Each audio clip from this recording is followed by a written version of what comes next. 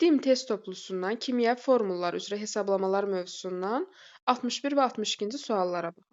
61-ci sualda gümüş sulfat, natrium sulfat və mis 2 sulfat duzları müxtəlif mollarda verib və hər üç duzda metalların ümumi kütlə payı 40%-dir.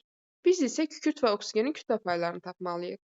Burada metalların ümumi kütlə payı 40%-dirsə, demək kükürt və oksigenin kütlə payları birlikdə 60% etməlidir. Cəmi kütlə payının 100% olması üçün.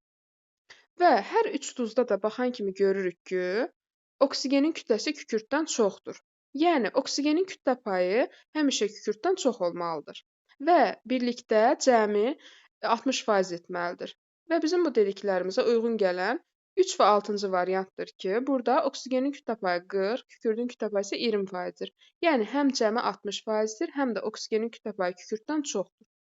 62-ci sualda yenə eyni qaydada kükürt və oksigen birlikdə 60% etməlidir və yenə də oksigenin kütlə payı kükürddən çox olmalıdır.